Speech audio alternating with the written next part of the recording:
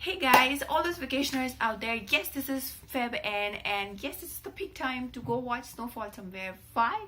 Because it's romantic, it's beautiful, it's so white, it's so pure, and it's really great experience. And before you get started packing and booking travel agents, here are some top 10 tips for you before you plan a vacation in snow. So before we proceed, just subscribe to my channel. Right, so number one, some things that it's very obvious, but I have to state that snowfall is nothing but rain. So just like rain, snowfall cannot be predicted. It depends upon the clouds and in a really low temperature. Okay, so don't trust all these travel agents or sites or last year's things, or just ask, is it raining today in travel forums. Trust weather forecast channels. Even they are correct only for the week. If you're fine with looking at snow on the ground, fine. That's available throughout the season. If you want to watch the snow fall on your head, then you have to be really careful about the days you plan your trip. Number two, snow is really wet. And why I'm telling you that, because when it's on your head, when it's on your clothes, making balls, making snowman, you won't notice. Snow is actually, and it can be crushed and played with. You can make things out of it.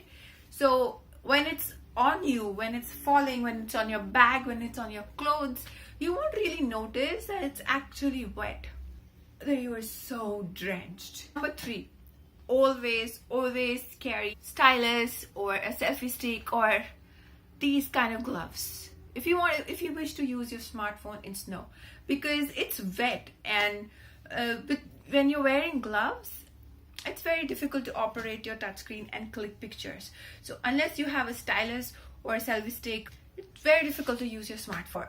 This is for short-sighted people like me. Don't carry your specs. Wear contacts. Why? Because it's so cold.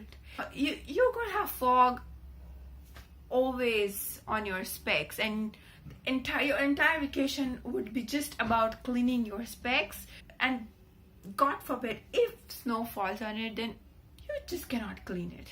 Number five, snow boots. Snow boots are special kind of boots that you get, which are waterproof and which protect your feet and your socks from getting wet, especially when you have to walk on snow or ice. I think you can rent it in most places, especially which are tourist places, and make sure you get the snow boots with the maximum traction. Why? Because snow is not the same as ice. Snow is nice, you can walk on it, but your feet just goes right inside. But ice is solid and ice is slippery. And there's something called as black ice, where the ice is so thin and so clear, you don't even notice that it's there. And has caused so many accidents. It's so risky. It's like literally walking on thin ice. You don't want to break your head. Number six, the transportation. Most important part of a vacation is the transportation, and not all vehicles are equipped to drive in snow. Heavy vehicles cannot be driven in snow, and the cars mostly skid. The roads are so wet, especially if it's the hill station.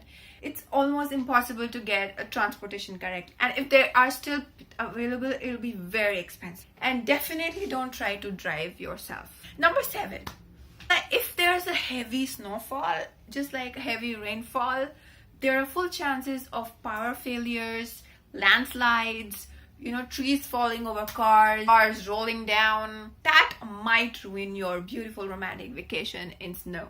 Number eight, trekking.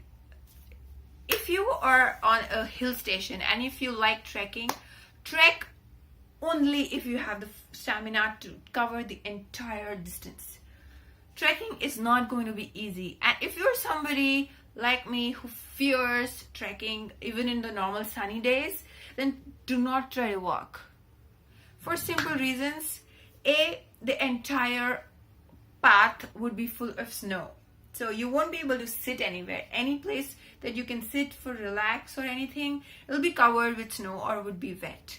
So there is absolutely no way that you'll be able to take a break or breathe. So if you start walking, you have to complete the journey. The same place would be lower in oxygen and higher in air pressure, and you'll be really breathing very hard. And trek only if you know that you can complete it. Number 9.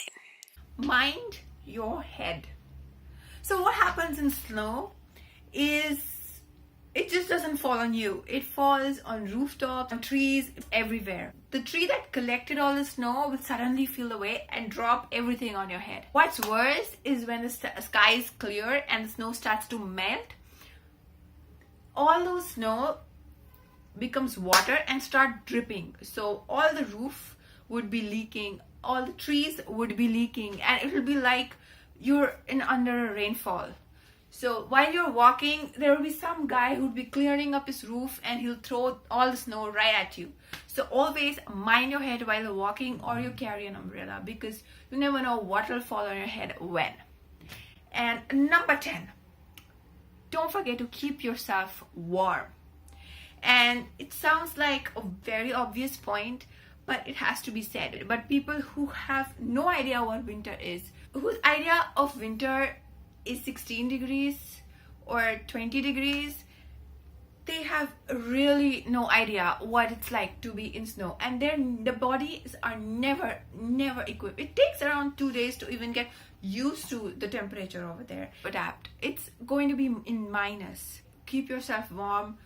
You have really no idea how cold it's going to be. If your body is not used to a certain temperature, it's going to take a really long time to adjust.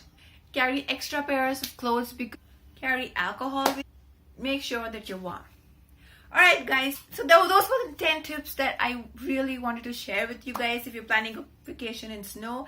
I hope you really like it. So please like, comment, share with your friends, share with people who live in snow, share with anybody who's planning a vacation, and please don't forget to subscribe to the channel. Bye bye.